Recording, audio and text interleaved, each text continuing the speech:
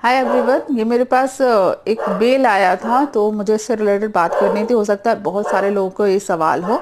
किसी व्यक्ति ने मुझे ईमेल किया और उसमें एक एलोपैथी की मेडिसिन थी, कुछ सिंपल सिंपल सी कुछ 2 4 5 मेडिसिन थी और उसका ये था कि ये मेडिसिन किस काम में आती हैं। ये सवाल बहुत सारे लोगों का होता है। बहुत सारे लोग ये चीज़ मुझसे पूछते भी हैं, कई बार दूसरों से पूछते हैं, आयुर्वेद की भी एलोपैथी की, कि अभिपत्ति कर चूर्ण उठा लिया और पूछने लगे भाई ये दवाई किस चीज़ के लिए होती है, चंद्र प्रभावटी उठा ली ये किसके लिए होती है, एलोपैथी की दवाइयाँ उठा ली कि ये दवाई हम डॉक्टर ने किस लिए दी है। तो यहाँ पर मैं एक छोटी सी बात आप लोगों के साथ क्लियर करना चाहूँगी कि एक ही दवाई कई बार बहुत सारी बीमारियों में काम आती है। इसका एग्जाम्पल मैं आयुर्वेदिक तरीके से देती हूँ। एक अविपत्तिकर दवाई है जिसको मैं लगभग हर दूसरे तीसरे वीडियो में आप लोगों को प्रिस्क्राइब करती हूँ। ठीक है, अब अविपत्तिकर है, हेडेक की प्रॉब्लम होती है, जिन लोगों को सिर दर्द होता है मैंने उनको भी दे रखी है। जिन लोगों को मुंह के अंदर छाले हो जाते हैं, ठीक है, माउथ अल्सर होते हैं या पेट के अंदर छाले हो जाते हैं, मैं उनको भी अविपत्तिकर देती हूँ। जिन व्यक्तियों को हाथ पैरों में खुजली की समस्या होती है, स्किन पे एलर्जी हो जाती है, मैं उन्हें भी अभिपत्तिकर एडवाइस करती हूँ। यदि किसी कारण से तलवे जल रहे हों, हाथ पैर जल रहे हों, उसमें भी मैं अभिपत्तिकर एडवाइस करती हूँ। यदि कोई चोट लग जाए, किसी तरीके का घाव हो जाए और घाव सूखने पे नहीं आ रहा हो, वहां पर भी मैं अभिपत्तिकर एडवाइस करती हूँ। माइग्रेन के पेशेंट को भी अभिपत्तिकर एडवाइस करती हूँ और इसी तरीके से बहुत सारी अलग अलग कंडीशन है जिसमें मैंने अभिपत्तिकर चूर्ण एडवाइस किया हुआ है। अब मान लो आपको किसी डॉक्टर ने अभिपत्तिकर चूर्ण दिया, किसी और डॉक्टर ने, आप कहीं गए और उसके पास गए और उसने दिया होगा आपको किसी और ही प्रॉब्लम के लिए, ठीक है, और फिर आप ये सोचो कि यार ये डॉक्टर तो बेवकूफ़ है, इसने गलत ट्रीटमेंट किया।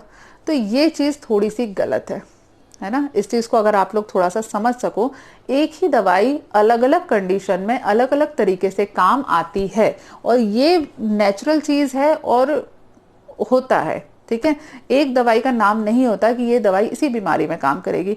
और ये एलोपैथी में भी हो जाता है। कई लोग मेरे पास आते हैं जो एलोपैथी डॉक्टर के पास ट्रीटमेंट करा रखे होते हैं, तो फिर कई बार बोलते हैं कि अरे यार उस डॉक्टर ने बेवकूफ़ बनाया, उसने तो मेरे को नींद की दवाइयाँ दे दी। अब उस डॉक्टर ने आपको किस लिए नींद की दवाइयाँ दी? हो सकता है आपको टेंशन की वजह से कोई पर्टिकुलर प्रॉब्लम डेवलप हुई हो तो उस डॉक्टर ने आपको नींद की दवाइयाँ दी। हर बार पेशेंट को बताना कि आपने क्या दवाई दी है, क्यों दवाई दी है, ज़रूरी नहीं होता। ठीक है, दूसरी बात, कभी भी अगर आपको किसी डॉक्टर ने कोई एडवाइस दी है तो उसे गूगल पे जाके आप उस बीमारी को स्टडी करो, उससे कोई दिक्कत नहीं है, लेकिन उस दवाई को गूगल पे जाके कभी भी चेक नहीं करना चाहिए। मान लो किसी व्यक्ति ने आपको बीपी की दवाई दी, ठीक है, अब आपने जाके गूगल पे उसको जाके चेक किया और आपने बोला कि अरे यार इसके ये साइड इफेक्ट है, ये साइड इफेक्ट है, ये ऐसा होता है, वो ऐसा होता है, तो उससे क्या होगा, आपके दिमाग में कंफ्यूजन क्रिएट होगा और डॉक्टर के प्रति आपके मन में शंका उत्पन्न होगी कि यार वो डॉक्टर सही ट्रीटमेंट कर रहा है या नहीं। ठीक है, मान लो आपके पेट में आपको टूटन हो रही थी, हाथ पैरों में टूटन हो रही थी, आप डॉक्टर के पास गए, डॉक्टर ने आपको एक पैरासीटामोल लिख दी। अब आप उससे जाके बोलो अरे यार ये डॉक्टर बेवकूफ़ है, इसने मेरे को पैरासीटामोल दे दी, इंटरनेट पे तो लिखा है कि इस कंडीशन में ब्रूफेन ज़्यादा फायदा करती है। तो ये गलत चीज़ है। ये डॉक्टर का काम है डिसाइड करना कब पैरासीटामोल देनी है, कब डाइक्लोफेनेक देनी है, कब आइबुप्रोफेन देनी है, कब सेरापेप्टिडेज देनी है, और अगर आयुर्वेद के पॉइंट ऑफ व्यू से बोलूँ तो कब आपको आयुर्वेद वाली दवाइयाँ होती हैं वो देनी है। प्लीज़ इस तरीके से क्रॉस चेक मत करिए, उससे नुकसान आपको ही होगा।